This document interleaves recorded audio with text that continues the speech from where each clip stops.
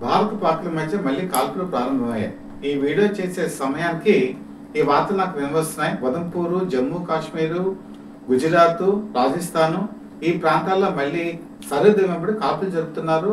పాకిస్తాన్ సైనికులు అలాగే డ్రోన్ల మీద దాడి చేస్తున్నారు. మనం మొట్టమొదటి ఏం భావించామంటే మార్నింగ్ నుంచి చాలా వేగంగా పరిణామాలు జరిగాయి. మీకు అందరికీ తెలిసిన విషయమే. డీజీసీఏ పాకిస్తాన్ నుంచి మన ఇండియా డీజీసీఏకి ఫోన్ చేయడం జరిగింది.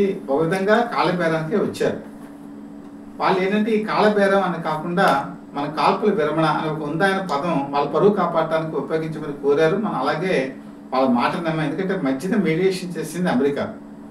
అమెరికా కూడా ఇద్దరి మధ్య యుద్ధ ఉద్రిక్తతలు ఉండకూడదు అని చెప్పేసి వాళ్ళు ఫోన్లో మాట్లాడిన తర్వాత వీళ్ళు కూడా వాళ్ళతో మాట్లాడారు. అప్పుడు మనకు వచ్చిన సమాచారం ఇప్పుడు పూర్తిగా తెలియవలసింది అంటే షాబాజ్ షరీఫ్ అక్కడ ప్రధానమంత్రి, ఆసిఫ్ మునీర్ ఎవరైతే ఉన్నారో వాళ్ళ చేతుల్లోనే మేము ఉన్నాము అని అక్కడ అమెరికాకి చెప్పడం జరిగింది. అమెరికా కూడా ఆసిఫ్ మునీర్కి చెప్తే మేము డెమోక్రటిక్ అయినటువంటి షాబాజ్ షరీఫ్ ప్రైమ్ మినిస్టర్ మాట వింటామని వాళ్ళ తరఫున చెప్పినట్టు జరుగుతోంది. సరే, ఇద్దరు మాటలు నమ్మేటువంటి అమెరికా ఈ కాల్పుల విరమణ ప్రకటించమని కోరింది. అలాగే పాకిస్తాన్ నుంచి కూడా డీజీసీఏ వాళ్ళకి ఫోన్ చేసిన మీద మనం కూడా మెత్తపడ్డాం. సో కాల్పుల విరమణకి మనం ఒప్పుకున్నాం. అంటే ఇది 48 గంటలు మాత్రమే. అంటే 5 గంటలకి నుంచి కాల్పుల విరమణ ఈ రోజు నుంచి అమల్లోకి వచ్చింది. కానీ తర్వాత ఇప్పుడు నేను ఈ వీడియో చేసే సమయానికి వచ్చేప్పటికి నేనే ఆశ్చర్యపోయాను. మళ్ళీ కాల్పులు ప్రారంభమయ్యాయి. అయితే వార్తలు ఇంకొక రకంగా కూడా మనకు వినొస్తున్నాయి. ఇది ఇంకా నిర్ధారణ కావాలి. అదేంటంటే అక్కడ మిలిటరీ గవర్నమెంట్ డెమోక్రటిక్గా ఉన్నటువంటి అక్కడ షాబాజ్ షరీఫ్ ఆ ప్రజాప్రభుత్వాన్ని కూలదేసి వాళ్ళే ఆసిఫ్ మునీర్ చేత ఇదంతా చేసిన బాధలు కూడా వస్తున్నాయి. అసలు డెమోక్రటిక్ అనే దానికి అసలు పాక్లో విలువే లేదు. ఎందుకంటే ఎక్కడైనా సరే డెమోక్రటిక్ అనేటప్పటికీ ఎవరైతే ప్రజలు నిర్ణయించి అత్యధిక ఓట్లతో గెలుస్తారో వాళ్ళు ప్రైమ్ మినిస్టర్ అవుతారు. కానీ ఇక్కడ చూసేటప్పటికి యాక్చువల్గా ఇమ్రాన్ ఖాన్ గెలిచాడు, షాబాజ్ షరీఫ్ ఎన్నికల్లో ఓడిపోయాడు. ఓడిపోయిన వ్యక్తి ఏమో ప్రైమ్ మినిస్టర్ అయ్యాడు, గెలిచిన వ్యక్తి ఏమో ఇమ్రాన్ ఖాన్ జైల్లో ఉన్నాడు. ఇది అక్కడ పాక్ డెమోక్రటిక్ అనేది ఈ విధంగా ఉంటుంది. అంటే నేతి బీరకాయలు నెయ్యి ఎలా ఉంటుందో వాళ్ళ దగ్గర డెమోక్రసీ ఆ విధంగానే ఉంటుంది. ఎందుకంటే మిలిటరీయే అక్కడ గవర్నమెంట్ని అంతా నిర్దేశిస్తుంది. వాళ్ళు చెప్పినట్టు తానా తందానా అని చెప్పి వాళ్ళు ఆడుతుండేటువంటి పరిస్థితి. దీంతో చాలామంది 5 గంటలకి వార్తలు వచ్చినప్పుడు చాలా ఆనందపడ్డారు. ఎందుకంటే మన శాంతి కాముకులం. సో పాకిస్తాన్కి ఇప్పటికైనా బుద్ధి వచ్చింది. వాళ్ళు కాల్పుల విరమణ ప్రకటించాలని చెప్పి అనుకున్నంతలో మళ్ళీ ఇది స్టార్ట్ అయింది. ఇది టెంపరీగా ఉంటుందా లేకపోతే పర్మనెంట్గా కంటిన్యూ అవుతుందా ఈ రాత్రి తేలేంత వరకు మనకి తెలియదు. సో ఈ వీడియో చేసే సమయానికి నేను ఉంటున్న పరిస్థితిని మీకు వివరిస్తున్నాను. రేపు మార్నింగే మళ్ళీ పరిస్థితి ఎటు మాత్రమే తెలియనటువంటి స్థితిలో ఉన్నాం. ఒకటి మాత్రం నిజం, పాకిస్తాన్ అనేది నమ్మదగినటువంటి కంట్రీ కానే కాదు. ఎందుకంటే వాళ్ళు ఎప్పుడూ కూడా మనం 1965లో మన దగ్గర ఎదురుదెబ్బ తిన్నారు. ఆ రోజు తాష్కెంట్ ఒప్పందం చేసుకున్నారు, పిల్లిలా వెనుతిరిగి వెళ్ళారు. 1971 వాళ్ళు మళ్ళీ మన చేతిలో దెబ్బతిన్నారు. వెళ్తూ వాళ్ళు మళ్ళీ మనకు ఒక సిమ్లా ఒప్పందం అని చెప్పేసి చేసి వెళ్ళారు. ఆ తర్వాత 1999లో ఈ కార్గిల్ వార్ వచ్చినప్పుడు కూడా వాళ్ళు ఇదే రకమైన ప్రవర్తన చూపించారు. మళ్ళీ వాళ్ళ బుద్ధి మానుకోలేదు. ఇప్పుడు మళ్ళీ టెర్రరిస్ట్ని ప్రోత్సహించేటువంటి పద్ధతి. మనం అటాక్ చేసినటువంటి టెర్రరిస్ట్ అటాక్స్లో చాలామంది టెర్రరిస్టులు లేచిపోయారు. దావూద్ ఇబ్రహీం కూడా ఇప్పుడు లేడు అనేటువంటి వార్తలు వస్తున్నాయి. ఎందుకంటే ఎక్కడెక్కడికి కలుగులో దాక్కున్నటువంటి వాళ్ళంతా కూడా ప్రాణభీతితో పరుగులు పెట్టారు. వాళ్ళ నవరంధ్రాలు 9 ఎయిర్పోర్ట్ల మీద మనం దాడులు చేసాం. ఎక్కడ కూడా ఎయిర్పోర్ట్లో మొత్తం స్ట్రైక్ చూస్తే ఎయిర్పోర్ట్లన్నీ కూడా ధ్వంసం అయిపోయాయి. వాళ్ళ జీవనాడి అని చెప్పేటువంటి వాటన్నిటి మీద మనం దెబ్బ కొట్టాం. ఎయిర్పోర్ట్ల మీద కొట్టాం. అలాగే వాళ్ళ నిఘా వ్యవస్థ మీద రాడార్ సిస్టమ్ని పనిచేయకుండా చేసాం. వాళ్ళ మొత్తం ఇంటెలిజెన్సీ అనేది వైఫల్యం చెందేట్టుగా చేసాం. సైబర్ అనేది ఎక్కడ కూడా పనిచేయకుండా చేసాం. ఏ రకంగా చూసినా మనమే ఆధిక్యత అనేది చూపించాం. వాళ్ళు చైనా నుంచి పెద్ద పెద్ద విమానాలు తీసుకొచ్చినా, పాకిస్తాన్ నుంచి F-16 తీసుకొచ్చినా, టర్కీ నుంచి డ్రోన్లు తీసుకొచ్చినా ఏవి కూడా వాళ్ళ దగ్గర పనిచేయకుండా అయిపోయి. కారణం ఏంటంటే వాళ్ళు టెక్నాలజీ అధునాతనమైన టెక్నాలజీ ఉన్నా వాళ్ళ మీద దానికి ట్రైనింగ్ లేకపోవడం. రాడార్ వ్యవస్థ వాళ్ళది పనిచేయట్లేదు అని మనకి ఎప్పుడు తెలిసిందంటే 2022లో బ్రహ్మోస్ అని చెప్పేసి మనకు మిసైల్ని తయారు చేస్తున్నాం. అది విదేశీ వస్తువు కాదు, మన మేక్ ఇన్ ఇండియాలో భాగం. మనం రష్యా కలిసి ఈ టెక్నాలజీని రూపొందించి బ్రహ్మోస్ తయారు చేయడం జరిగింది. అత్యాధునికమైనటువంటి ఒక వెపన్ ఇది. యాక్చువల్గా దీన్ని మన పంజాబ్లో దీన్ని టెస్ట్ చేసినప్పుడు బై మిస్టేక్ ఒక మీటర్ నొక్కితే అది వెళ్ళి పాకిస్తాన్ అంటే పరిధిలో పడింది. పడిన తర్వాత మనం చెప్పాం దానికి ఎలా కూడా న్యూక్లియర్ హెడ్ లాంటివి ఏమీ లేవు, వార్ హెడ్ లేదు దానికి, బై మిస్టేక్ మీ పరిధిలోకి వచ్చిందని మనం చెప్పడం జరిగింది. మన ఎయిర్పోర్ట్కి సంబంధించిన 3 అధికారులను కూడా మనం సస్పెండ్ చేయడం కూడా జరిగింది. ఆ రోజు ఆ బ్రహ్మోస్ పడినటువంటి దానికున్న కాస్ట్ ఎంతంటే 24 కోట్ల రూపాయలు. కానీ ఇప్పుడు మనకు అర్థమైన విషయం ఏంటంటే ఆ రోజు బ్రహ్మోస్ లాంటిది వెళ్ళినా కూడా వాళ్ళ రాడార్ సిస్టమ్ యాక్టివేట్ అవ్వలేదు, దాన్ని ఐడెంటిఫై చేయలేదు. అప్పుడే మనకి ఒక సిగ్నల్ మనకు అందిపోయింది. ఎందుకంటే బ్రహ్మోస్ అని దాన్ని పట్టుకోలేదు రాడార్ సిస్టమ్ అని చెప్పి మనం ఐడెంటిఫై చేసాం. ఈ రోజు కనుక మన టెక్నాలజీ మనం మొత్తం ఆకాశ్ లాంటి S-400 వ్యవస్థ బ్రహ్మాండంగా పనిచేస్తుంది. ఒక S-400 కనుక మనం తీసుకుంటే ఇప్పుడు మనం సుదర్శన్ చక్రం చెప్పంటున్నాం, 300 డ్రోన్లు వరుసపెట్టి వచ్చినా కూడా దాన్ని తట్టుకునే శక్తి ఉందని చెప్పేసి మనకి నిరూపితమైంది. అయితే ఈ రోజు జరిగిన పరిణామాలు కనుక చూసుకుంటే మార్నింగ్ నుంచి కూడా పాకిస్తాన్ తన కుట్రని బయట పెట్టుకుంటూనే వచ్చింది. ముఖ్యంగా వాళ్ళు ఈ న్యూక్లియర్ వెపన్ గురించి ఇండైరెక్ట్గా ఎప్పటి నుంచో వాళ్ళు బెదిరిస్తూ వస్తున్నారు. ఇప్పుడే కాదండి, మనకి పాతకాలంలో జరిగిన సంఘటనలు కూడా మీకు ఈ విషయంలో చెప్పదలుచుకున్నాను. చరిత్ర అనేది తెలిస్తే ప్రజెంట్ అనేది మనకు తెలుస్తుంది. 1971 పాకిస్తాన్తో వారైనప్పుడు ఇందిరాగాంధీ ఏం చేసిందంటే మనకు కూడా ఒక న్యూక్లియర్ వెపన్ ఉండాలని చెప్పేసి రాజస్థాన్ పోఖ్రాన్లో ఈ న్యూక్లియర్ టెస్ట్ చేశారు. ఈ న్యూక్లియర్ టెస్ట్కి ఇప్పుడు లాఫింగ్ బుద్ధ అని చెప్పేసి పేరు పెట్టడం జరిగింది. యాక్చువల్గా మనం 6 టెస్టులు చేయాలి, మొదటి టెస్ట్ మాత్రమే చేశాం. ఎప్పుడైతే రాజస్థాన్లో పోఖ్రాన్లో మన న్యూక్లియర్ టెస్ట్ విజయవంతంగా ముగిసేటప్పటికీ ఈ విషయం ఫారిన్ కంట్రీస్కి తెలిసింది. ముఖ్యంగా అమెరికా ఆ రోజు చాలా అడ్డుపడింది, బాగా ఒత్తిడి తీసుకొచ్చింది. ఇండియాకి న్యూక్లియర్ కంట్రీ అనేది ఉండకూడదని వాళ్ళ ఉద్దేశం, ఎందుకంటే వాళ్ళ పక్కలో బెల్లంలాగా మారుతుందని చెప్పి.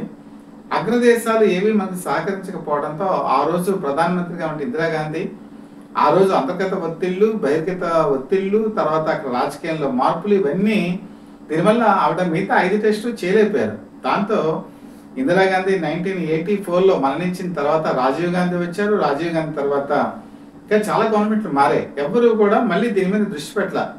అసలు మన న్యూక్లియర్ కంట్రీగా అవుతామనేటువంటి ఒక దృష్టి కూడా పెట్టకపోవడం చాలా శోచనీయం. అక్కడ ఉన్నటువంటి పరిస్థితుల్లో మళ్ళీ బీజేపీ గవర్నమెంట్ వచ్చిన తర్వాత వాజ్పేయి ఈ 5 టెస్టులు కూడా పూర్తి చేయడం జరిగింది. ఈ 5 టెస్టులు చేస్తున్నప్పుడు కూడా మనకి ఫారిన్ కంట్రీస్ నుంచి, ముఖ్యంగా అమెరికా నుంచి చాలా ఒత్తిళ్ళు వచ్చాయి, మన మీద ఆంక్షలు పెడతా ఉన్నారు. ఏది ఏమైనా సరే వాజ్పేయి గవర్నమెంట్ ఆ రోజు పూర్తిగా నిలదొక్కుంది.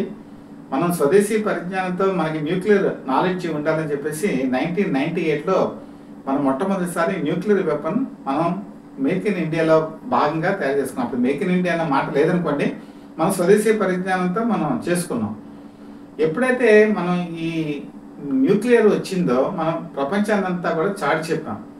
మాది ఒక ఆదర్శమైనటువంటి దేశం, మేము ఎవరి మీద దాడి చేయం, కానీ ఎవరైనా మా మీద దాడి చేస్తే మాత్రం మేము ఊరుకోం. మాకు ఇప్పుడు స్వయం సమృద్ధితో న్యూక్లియర్ వెపన్స్ మాకు ఉన్నాయి. మేము అన్నీ కూడా సమగ్రత, ఎదురు దేశాల గౌరవం అన్నీ మేము ఇస్తాం కాబట్టి మొట్టమొదటిగా మేము మాత్రం న్యూక్లియర్ వెపన్ వెయ్యం అని చెప్పేసి ఆ రోజు వాజ్పేయి చెప్పారు.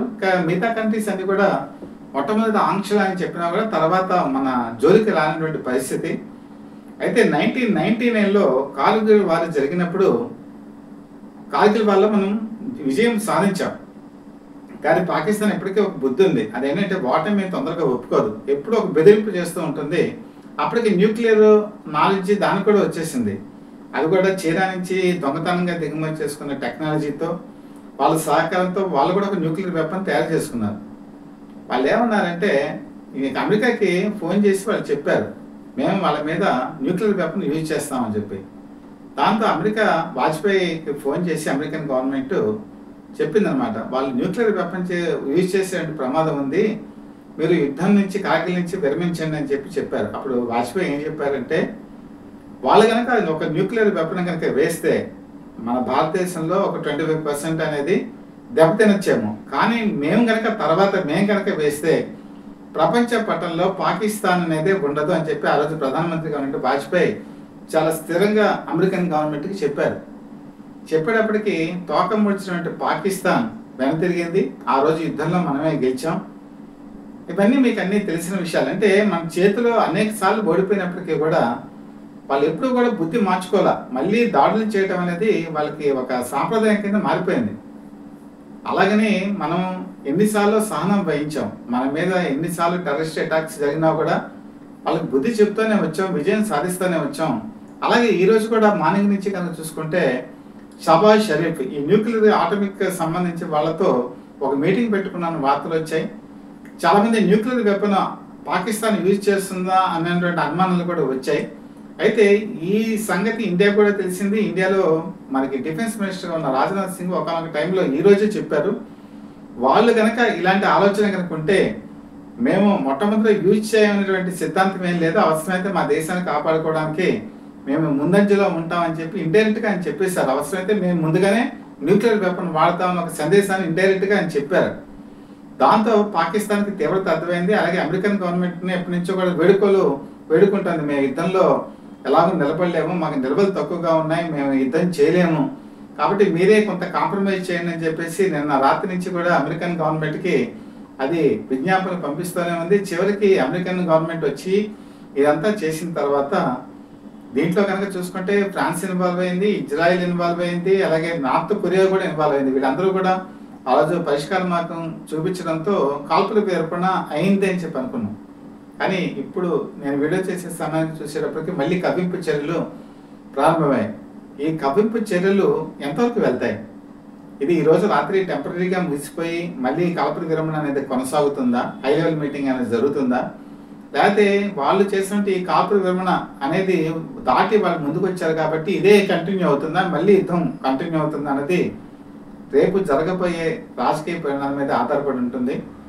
ముఖ్యంగా కనుక చూసుకుంటే మనం ఒకటి గమనించాలి, ఎప్పుడూ కూడా ఒక యుద్ధతంత్రం, ఈరోజు మనం చేసినట్టు యుద్ధతంత్రం ఏంటంటే డెత్ వార్ స్ట్రాటజీ. అంటే అవతల వ్యక్తి ఎవరైతే ఉన్నారో శత్రుపక్షం, వాళ్ళ నవనాడుల మీద మనం దెబ్బ కొట్టినప్పుడు వాళ్ళు అచేతనలు అయిపోతారు. వెన్నెముక మీద, జాయింట్స్ మీద, కాళ్ళకు ఉన్నటువంటి జాయింట్స్, మోకాళ్ళు ఇలాంటి వాటి మీద, అలాగే చేతులు, మోచేతుల మీద, ఇలాంటి వాటి మీద కనుక ఒక్కసారి తీవ్రమైన దెబ్బ కొడితే ప్రత్యర్థి కదలలేని పరిస్థితులకు అయిపోతారు. దీన్ని డెత్ వార్ స్ట్రాటజీ అంటారు.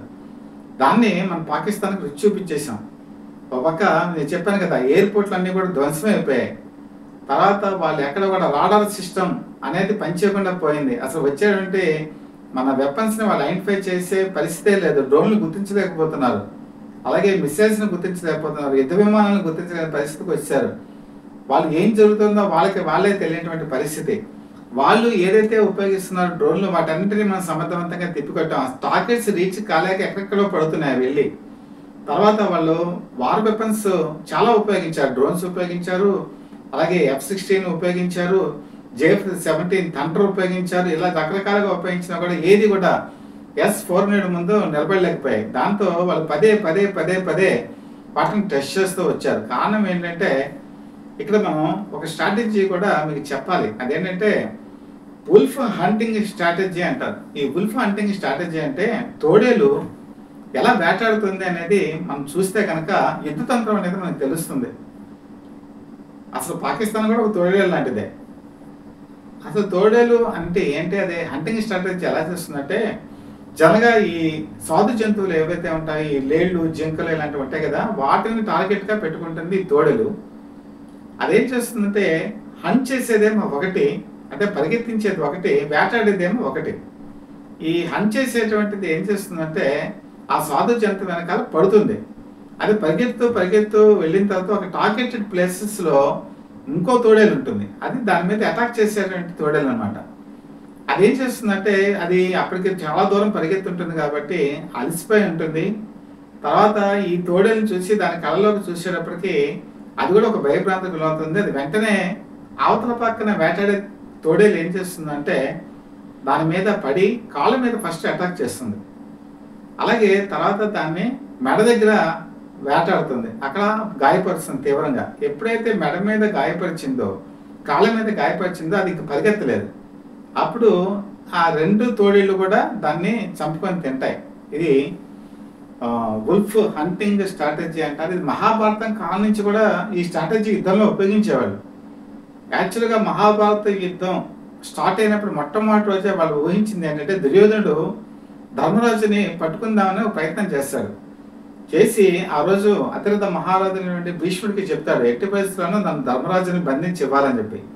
అప్పుడు ఈ వుల్ఫ్ హంటింగ్ స్ట్రాటజీని ఉపయోగించమని చెప్తాడు. మహాభారతంలో కేవలం ఇద్దరికి మాత్రమే ఈ వుల్ఫ్ హంటింగ్ స్ట్రాటజీ తెలుసు. అంటే అది చేసే దాన్ని ఒక వ్యూహం పన్నటం అంటారు. పద్మ వ్యూహం ఎలాగో వుల్ఫ్ హంటింగ్ స్ట్రాటజీ కూడా ఒక ప్రత్యేకమైనటువంటి తంత్రం ఉంది. అది తెలిసిన వాళ్ళు భీష్ముడు, ద్రోణాచార్యుడు. కానీ వాళ్ళిద్దరూ కూడా పాండవ పక్షపాతులు. కాబట్టి వాళ్ళు ఈ స్ట్రాటజీని అమలుపరచరు. ఎందుకంటే ధర్మరాజే కనుక మొట్టమొదట బందీగా పడితే అసలు మహాభారత యుద్ధమే జరగదు. సో ఈ వుల్ఫ్ హంటింగ్ స్ట్రాటజీ ఆ తర్వాత అనేక రకాలు కంట్రీస్ దీన్ని రకరకాలుగా మార్చుకొని స్ట్రాటజీని అమలు పరుస్తున్నాయి కూడా. అంటే ఇప్పుడు ఈ డ్రోన్స్ ఇప్పుడు ఉన్నాయి కదా, ఈ డ్రోన్స్ మీద మన S-400 మీద వాళ్ళు పదే అటాక్స్ గత 4 రోజులు పెట్టి చేశారు. చేసిన తర్వాత దాన్ని ఎంత తీవ్రత ఉంది, తర్వాత దాన్ని ఎలాగ తట్టుకోగలదు అనేటువంటి ప్రయత్నం చేశారు. దాన్ని టెస్ట్ చేసి చూశారు. అంతేకాకుండా దీంట్లో మర్మం ఏంటంటే, వాళ్ళు ఏదైతే డ్రోన్స్ ఉపయోగించారో స్పై డ్రోన్స్ కూడా ఉన్నాయి. ఈ స్పై డ్రోన్స్ ఏంటంటే అవతల పక్కన అటాక్ చేస్తాయి.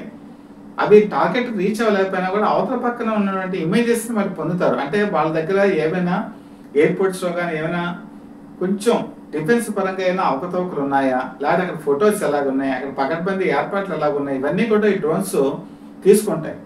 తీసుకున్న తర్వాత వాళ్ళు ఒక స్ట్రాటజీ ప్రకారం ఒక బలమైన ఆయుధం ప్రయోగించేటువంటి ఒక ఆలోచనలో కూడా ఉన్నట్టు మనకి ఈరోజు తెలిసింది యాక్చువల్గా. కానీ ఈ లోపలే ఈ కాల్పుల విరమణ జరిగింది. సరే, అందరూ ఊపిరి పీల్చుకున్నారు. ఎందుకంటే పాకిస్తాన్కి బుద్ధిస్తే చాలు అని చెప్పి అనుకున్నాం. అన్ని రకాలుగా మనం విజయం సాధించాం. అలాగే టెర్రరిస్ట్ని చాలా మంది లేపేసాం. వాళ్ళు ప్రాణభయంతో పరిగెత్తుకుంటూ ఈ భూప్రపంచంలో మాకు ఎవరు తోడుంటారన్న ఒక భయాన్ని వాళ్ళకి కలిగించాం. ఈ రోజు కనుక చూసుకుంటే దావూద్ ఇబ్రహీం కూడా మనం చెప్పినట్టు కనపడకుండా పోయాడు. ఎందుకంటే 1993 బాంబు బ్లాస్ట్ లో అయితే ప్రధాన నిందితుడు. అప్పటి నుంచి పారిపోయి ఉన్నాడు. ఇప్పుడు 70 సంవత్సరాల వయసు ఉంటుంది. సో దావూద్ ఇబ్రహీం లాంటి వాడే ప్రాణభయంతో పరిగెత్తాడు. వాడు ఇప్పుడు ఉన్నాడో పోయాడో కూడా ఎవరికి తెలియని పరిస్థితి. కొంతమంది చెప్పడం ఏంటంటే మలేషియాకి పారిపోయాడని కొంతమంది చెప్తున్నారు. కొంతమంది అతను చనిపోతే సముద్ర జల్లలో కలిపేస్తారని కూడా చెప్తున్నారు. ఏవైనా సరే ఇక పాకిస్తాన్లో అందరి టెర్రరిస్ట్ పరిస్థితి అలాగే తయారైంది. వాళ్ళు అంతకుముందు మిగతా వాళ్ళని చంపినప్పుడు వాళ్ళ కళ్ళల్లో ప్రాణభయం వాళ్ళు చూశారు. ఈ రోజు మన ఇండియా చేసిన దాడులతో వాళ్ళు గుండెలలో ప్రాణాలు తమ అరచేతులు అట్టే పెట్టుకొని ఎక్కడ దాక్కుందామా అని చెప్పి పరిగెత్తినటువంటి సంఘటనలు ఒక విధంగా పాక్కి బాగా బుద్ధి వచ్చినట్టు చేసింది. ముఖ్యంగా మిలిటరీ గవర్నమెంట్ ఇప్పుడు ఎలా ఉంటుందంటే, ఓడిపోయాము అని చెప్పుకుంటే నామోషి. కాబట్టి ఏదో ఒకటి చేయాలి, మేము ఇంకా బలంగా ఉన్నాం, ఎప్పటికీ యుద్ధం చేయగలం అని ఒక నిరూపించుకోవడానికి కలపలు ఏమైనా చేస్తున్నారా, లేకపోతే వాళ్ళ వక్రబుద్ధి మరొకసారి బయట పెడుతున్నారా? ఇవన్నీ కూడా అంతుచిక్కని పరిస్థితులు.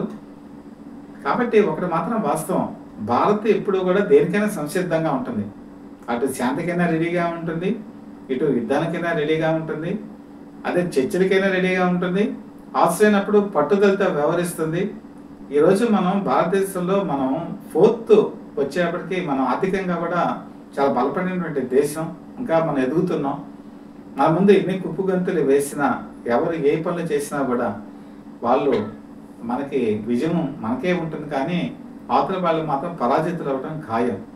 మొత్తం ఎపిసోడ్ కనుక చూస్తే రేపటికి మనకు ఒక క్లారిటీ వస్తుంది. ఇది మామూలుగా టెంపరీగా జరుగుతుందా, లేకపోతే పర్మనెంట్గా మళ్ళీ యుద్ధం కింద మారబోతుందా? ఇది కాలమే నిర్ణయించాలి. కాలమే దీనికి సమాధానం చెప్పాలి.